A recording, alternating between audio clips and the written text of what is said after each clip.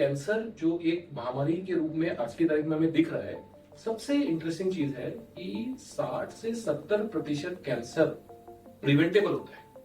Preventable का मतलब होता है कि यदि 100 लोगों को किसी एक शहर में कैंसर हो तो यह तथ्य बोलते हैं कि उन 100 लोगों में से 60 से 70 लोगों को कैंसर होने से रोका जा सकता है या कि बचाया जा सकता है। कैसे संभव है?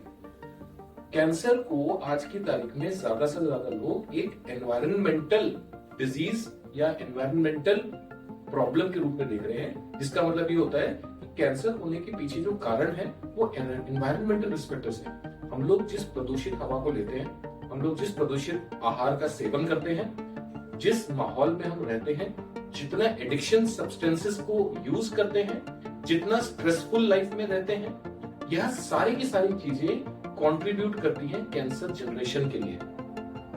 यह सारी की सारी चीजें किस प्रकार से कैंसर का रूप धारण करती हैं, इन सभी रिस्क फैक्टर्स की वजह से एक इंपॉर्टेंट लिंक है जिसे हम लोग ओबेसिटी कहते हैं। ओबेसिटी यानी कि मोटापा, इन सभी रिस्क फैक्टर्स का जिसमें हमने बात रूप पर प्रभाव पड़ता है, जिसकी वजह से व्यक्ति अलग अलग प्रकार के लाइफस्टाइल डिजीजेस से जूझना शुरू कर देते हैं। उन लाइफस्टाइल डिजीजेस का नाम है diabetes, high blood pressure, obesity.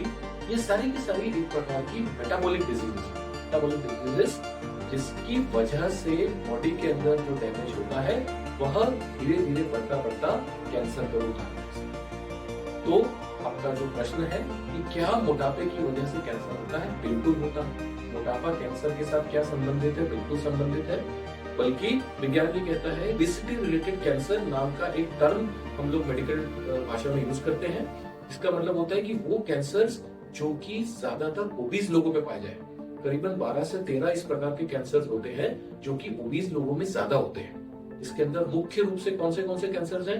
Colorectal cancer यानी कि आंतों के कैंसर, एंडोमेट्रियल कैंसर यानी कि गर्भाशय के cancer, pancreatic cancer, blood cancers. इस प्रकार के कैंसर्स ओबेसिटी से रिलेटेड है।